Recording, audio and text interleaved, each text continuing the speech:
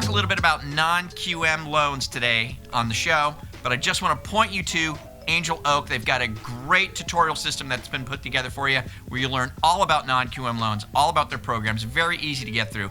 Just click the banner you see right here on the screen over on your right, or scroll down, you see the banner there, or there's a link around here on Facebook somewhere. Get started with non-QM.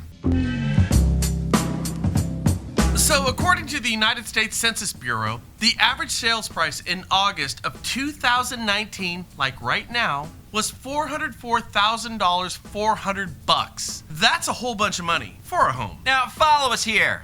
20 years prior, in 1999, I was so purple there. that's right. In 1999, the average home price was $193,100. Now here's the kicker, and this is what we've been telling you guys. Okay, so home prices have basically doubled in 20 years. Now, the income in 1999 was $60,062 on average, according to the United States Census Bureau. The average income today, 20 years later, is $63,179. So, in short, the average price for a home has doubled in the past 20 years, and our income has remained unchanged, basically unchanged. So, is this sinking into you guys right now? I want you to think about your DTIs on the loans that you're writing right now. What do they look like? In July of 2018, Fannie and Freddie expanded their DTIs to accept loans with ratios over 45%. They did that because they had to.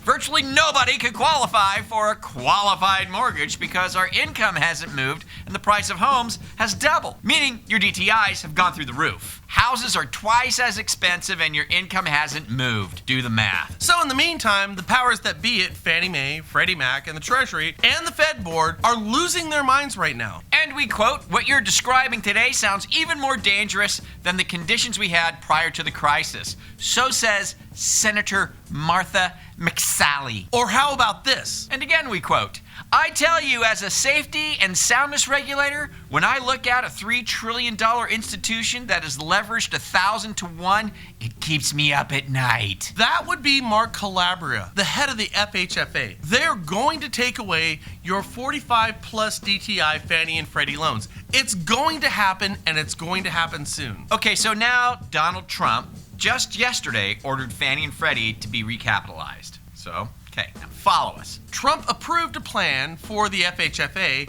and the Treasury to administratively recapitalize Fannie Mae and Freddie Mac to get them out of conservatorship, and they want this done ASAP. And according to Derek Pilecki, Fannie Mae, meeting its statutory capital requirements of 2.5% on balance sheet assets and 45% off balance sheet assets, they'll retain this by Q3 of next year. Which is basically 1 year from right now. When Fannie Mae and Freddie Mac are recapitalized by this time next year, or sooner if you believe the senators from the Senate Banking Committee that we just told you about, and the Treasury, Fannie Mae and Freddie Mac are going to quit doing qualified mortgages like the next year or sooner. If you write Fannie and Freddie loans with DTIs over 45%, which are half of all the loans that are written today, those are going to go away. And the only option left on the table is, you guessed it, non-QM loans. So you have to have a non-QM solution in place. and by the way, we've spoken with one of the larger non-QM providers in the country, and they've been approached by Fannie and Freddie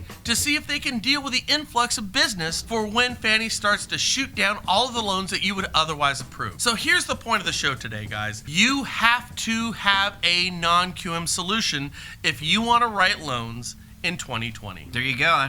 Just, I guess, fitting that we mentioned Angel Oak today. I mean, you got to get into the non-QM game or you're just going to miss out. It's going to happen. This is like right in front of us and nobody's talking about it. Right. So, hey, let us know your thoughts on it. Leave us your comments down below. Do us a favor, forward, share, and subscribe. Or hit that share button the right down Facebook there. button. I always forget that. Hit that one right there. Start a conversation. Maybe get some deals. We'll talk to you guys later here from the National Real Estate Post.